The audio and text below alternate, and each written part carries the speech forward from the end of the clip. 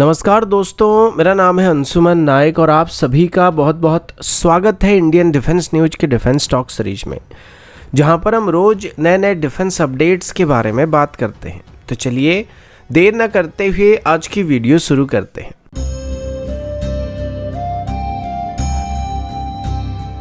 आज की पहली अपडेट इंडियन नेवी की सबमरीन टेंडर को लेके, और अभी हम प्रोजेक्ट 75 आई टेंडर के बारे में बात करने वाले हैं, जिसको लेके अभी रशिया की तरफ से ये कहा गया कि इसके अंदर भारत अभी जिस तरीके की सबमरीन को तलाश कर रहा है, फिर खरीदने की कोशिश कर रहा है, वैसे सबमरीन अभी दुनिया में एग्जिस्ट नहीं करते हैं। अब रशिया ने ऐसा क्यों कहा, ये जानने के लिए सबसे पहले प्रोजेक्ट 75 आई टेंडर के बारे में बात करते हैं। तो लगातार 3 बार इस टेंडर की जो डेडलाइन था उसको भी एक्सटेंड किया जा चुका है। और इस टेंडर की बात करें तो इसमें इंडियन नेवी की तरफ से रखे गए टर्म्स और कंडीशन की वजह से ज़्यादातर वेंडर इसमें पार्टिसिपेट करने के लिए राजी नहीं हो रहे हैं, और बाकी वेंडर्स की सबमरीन इस टेंडर में इंडियन नेवी की रिक्वायरमेंट में फिट नहीं हो रहा है। इस वजह से आज तक इस टेंडर को आगे बढ़ाना भी संभव नहीं हो पाया है। अभी तक नेवी की रिक्वायरमेंट के मुताबिक बस जर्मनी की टाइप 214 क्लास की सबमरीन और साउथ कोरिया की KSS-3 सबमरीन ही क्वालिफाई कर पाए हैं,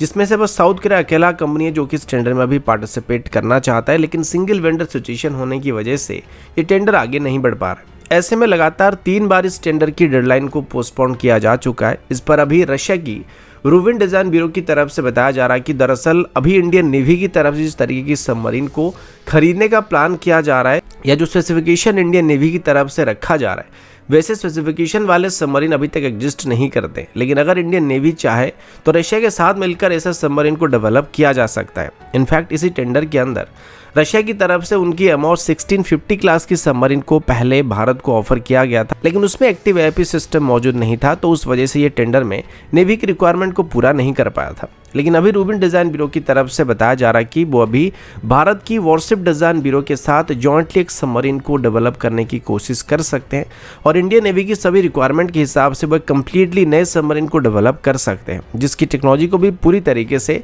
भारत के साथ शेयर किया जाएगा, और इसमें AIP सिस्टम मौजूद रहेंगे, साथ ही लिथियम आयन बैटरी सिस्टम भी मौजूद रहेगा। अभी यहाँ पर भारत के लिए एक टफ चॉइस होने वाली, क्योंकि प्रोजेक्ट 75 आई टेंडर की रिक्वायरमेंट के मुताबिक हमें एग्जिस्टिंग सबमरीन चाहिए जिनको पहले ऑपरेट किया जा रहा है। लेकिन अगर रशिया की इस ऑफर की बात करें तो इसके लिए हमें प्रोजेक्ट 75 टेंडर की रूल से बाहर जाकर रशिया के साथ मिलकर एक अलग से सबमरीन को डेवलप करना पड़ेगा, जो कि अगेन प्रोजेक्ट 75 टेंडर की रूल्स को वायलेट करने के साथ साथ एक टाइम कंज्यूमिंग प्रोसेस भी हो सकता है। लेकिन अगर यहाँ पर हम फ्यूचर सबमरीन की बात करें, यानी कि प्रोजेक्ट 75 सबमरीन की टेंडर जो है उसके बाद जो सबमरीन हम खरीद सकते हैं या फिर उसको नेवी में इंडक्ट कर सकते हैं, तो उस लिहाज से देखा जाए तो उसके अंदर इस ऑफर को प्रीफर किया जा सकता है।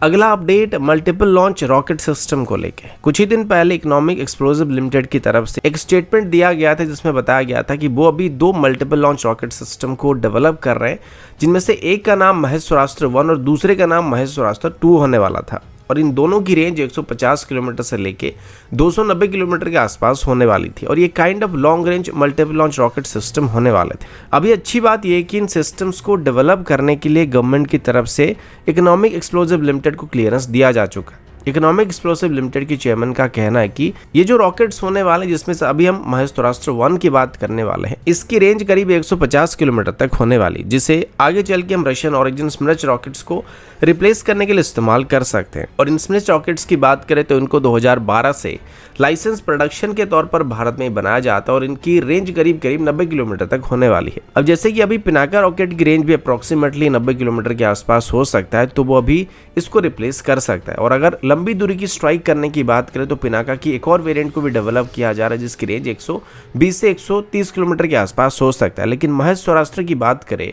तो इसकी रेंज 150 किलोमीटर से ज्यादा होने वाला है, जो कि चाइना के जो लॉन्ग रेंज रॉकेट सिस्टम है उनको काउंटर कर सकते हैं। इस नए रॉकेट की बात करें तो इसको बस 18 महीने के अंदर ही डेवलप करने की बात की जा रही है, और इसकी सेकेंड वेरिएंट यानी कि महेश्वरास्त्र 2 की बात करें तो इसकी रेंज 250 किलोमीटर से लेकर 290 किलोमीटर तक हो सकता है, और इन दोनों रॉकेट में करीब 75% के आसपास इंडियन सिस्टम मौजूद होने वाले हैं, और साथ ही इनकी जो सर्कुलर एयर प्रोबेबिलिटी होने वाले वो करीब 10 मीटर के आसपास होने वाली है।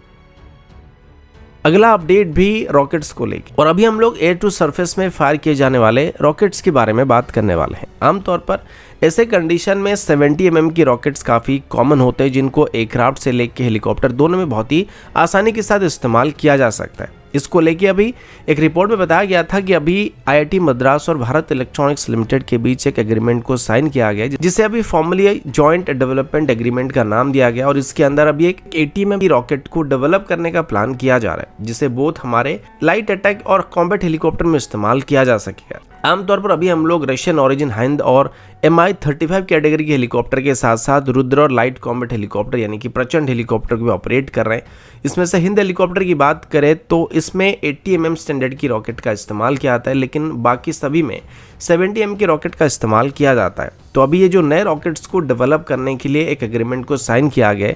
इसके अंदर सभी एग्जिस्टिंग 70 mm प्लेटफॉर्म की रॉकेट के लिए एक नई अल्टरनेटिव को डेवलप करने की कोशिश की जा सकती है। पर अभी तक ये क्लियरली बताया नहीं जा रहा कि जो रॉकेट अभी आगे चल के डेवलप किया जाएगा, इनको एग्जिस्टिंग रॉकेट्स को कम्प्लीटली रिप्लेस करने के लिए बनाया जा रहा है, फिर उन्हीं के साथ इनको आगे चल के ऑपरेट करने के लिए डेवलप किया जा रहा है। तो दोस्तों अभी के लिए इतना ही, मिलता हूँ आपसे अगले वीडियो में, तब तक के लिए जय हिंद, वंदे मातरम।